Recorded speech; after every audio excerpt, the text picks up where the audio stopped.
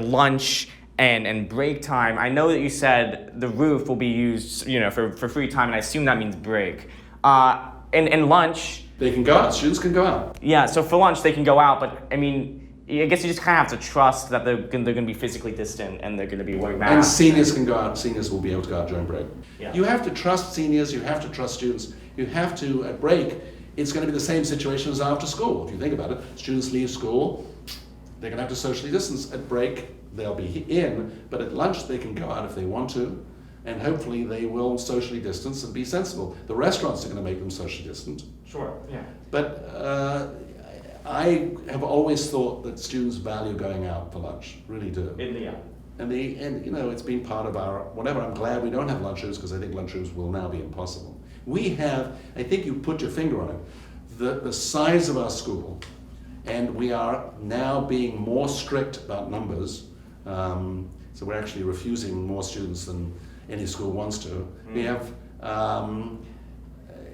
the size of our school and the number of teachers that we have means that we are probably in a better situation than anyone else. Yeah.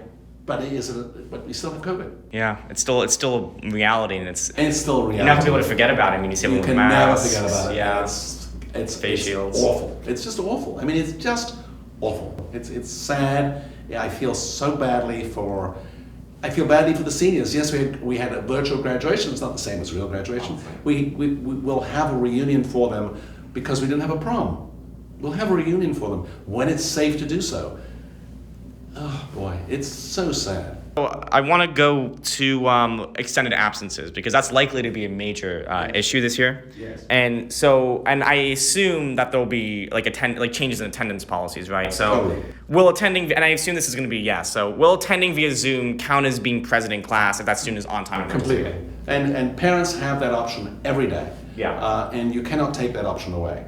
We will take attendance, Zoom and in the class. And it's like the telephone locker policy. It's gone out the window. I mean, you want to stay home and the parents and or child feels more comfortable, or the child has a temperature, or the child doesn't feel well, stay home. Do it by Zoom. So the attendance policy is totally changed. Yes, great. So I just want to make that clear for everybody. And this is another one that I assume will be yes. Will students and faculty be required to report if they have symptoms or test positive for COVID-19? They will, and not only will they be required to, I want to, in the interest of transparency, let everyone know. Now, if that happens, it's an interesting question because what happens if a student does have COVID? Yeah, what are the next steps for the school? The next steps we'll take medical advice because we'll find out when the student had it and how long or whatever. And it may be that we have to close the school for 3 days, do a deep cleansing, have Zoom, and we'll take medical advice. Will other students also be tested to make sure that they don't have it? We will certainly tell the students in the class, we'll tell everybody that we have a case, if we have a case of COVID,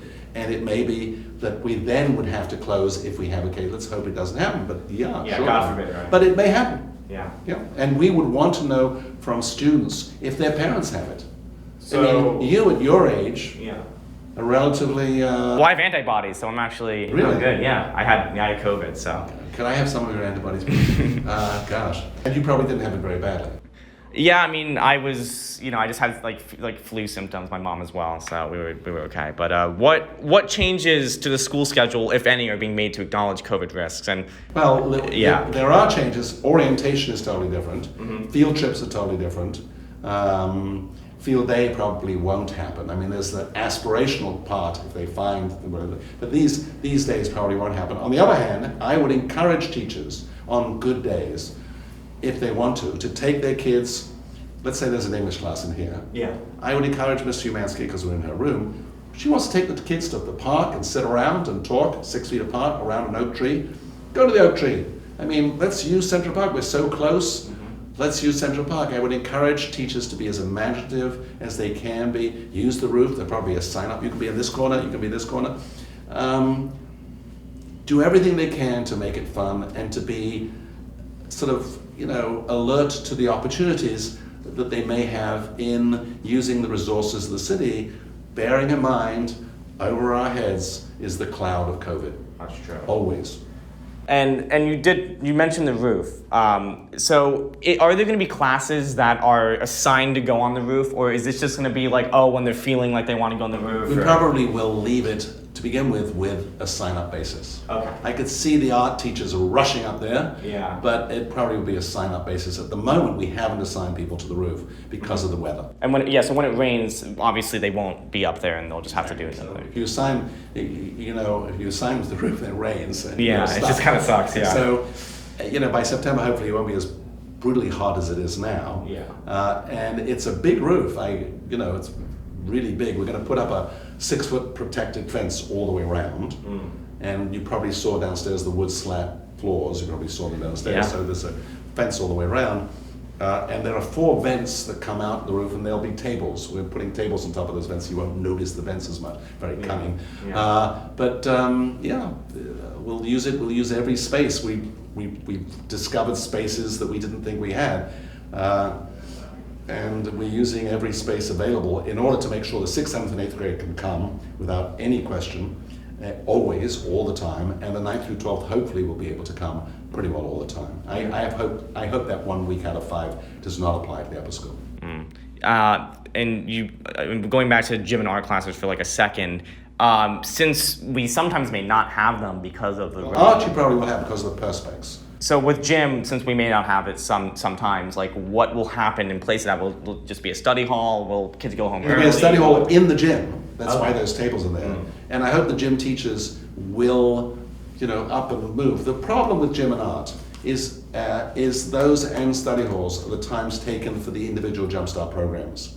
So you have to have those because students leave at the end of one period, come back. So even if they go to the park, there has to be a traveling teacher that goes with them to bring the students back who have Jumpstart the second period and to pick up the students who had Jumpstart the first period in gym to the park. So you need those periods for Jumpstart. You need the double periods of art, gym, library, study halls. Yeah. You can't just eliminate them because we have kids in Jumpstart, and God forbid a child in Jumpstart should ever miss a substantive class. Never happened and never will. So a Jumpstart student never misses a class. So what do they miss? Study halls, obviously the first, but sometimes the second period of gym or a library class or an art class. So, those have to continue. Bathrooms, we did talk about that a little bit. So they, in particular, have been shown to be like a likely vector for coronavirus. No, but you still want to limit the number of children in bathrooms. And you did say safety measures were installed in 4th floor bathrooms. I just want to make it clear, like, what are the safety measures? So with our Purell things everywhere, and we encourage everyone to wash their hands or use their washing hands is better than Purell, but it doesn't matter. So bathrooms during the day, during the time period of the day, teachers will be assigned just to make sure there are 2 students in the bathroom, no more, and they'll come and go, so there'll be a line if that's the case. Another one of our advantages is that we have 10 bathrooms or more in the school, including the one on the top. Actually it's 11, including the whatever. Anyway, we have lots of bathrooms in the school, so actually our bathroom student ratio, not something one usually discusses, is actually very good. Wow. We don't have huge bathrooms of 10 stalls, which would obviously, so that's okay. I mean, I think that will work out. So is the school communicating with experts in other schools on safety procedures? Is there a uniform policy for school, or is every school on their own with this? Every school has their own plan, but most schools, from what I see, are stuck with, because they're larger and have larger classrooms, they have like 3-day, 2-day plans. I would hope that we can have all students all the time with the exception of those who stay, and we know in the lower school they can. Yeah. So I think the larger schools for once are at a huge disadvantage, but there certainly is lots of chat among schools, so we have to give the state, which we've already finished, our plan for COVID by July 31st. The state has not yet given us their requirements. It's like having to guess how much you have to pay in income tax without them telling you what the rate is, but that doesn't matter, it's the state. But we've already done our plans and ready to send them, and we'll send them to parents. So we're going to send, when we send to the state, we'll also send to the parents, which enumerates all of this, and enumerates pretty well everything I've just said. I hope it doesn't scare everybody. but it's fulfilling the requirements. So finally, regarding distance learning, what kind of feedback did you get from parents and teachers and students? And if we unfortunately have to do it again, what would you do differently? Okay, so it was really wonderful that we got such positive feedback on distance learning. I think in the world of the blind, the one-eyed man is king. So I think compared to other schools, we did it better. And I think there was, other schools didn't do it synchronously. They just had videos. They did it 2 hours a day. My granddaughters had 2 hours a day. We had a full day. Yeah. I think the parents were grateful. I've gotten very positive feedback, very, very positive feedback, not only on the distance learning, but on those fun courses that we've had. What would we do different? Well, we have better computers, I suppose, than have Macs, but there are cameras that focus for math on a page. Mr. Choplin pioneered, actually, so he pioneered it. This is ending on a note your parents may not want to hear, but I'm more concerned in some ways about the teachers, because some of us are not so young, and the teachers are going to get it worse than the students. Yeah. So we have to protect the teachers as well as protect the students. So in answer to the distance learning, they do it from home. Yeah. How did you find the distance learning? Well, it's not the same, right? It's not the same. It's true. I guess my only complaint would be that we just kind of were at our computers for too long, I would say. And I kind of heard similar things from parents. Completely agree with you. And I get Zoom-itis. Yeah. After so many hours of Zooms, my eyes start going glazed. It's not the same because you don't get that same dopamine rush, and when you're talking with people, it's a different feeling than just kind of talking to a computer, and it's just and it isn't the same. But it's not I think we did it pretty well. Mm-hmm. And I think that we tried to break it up.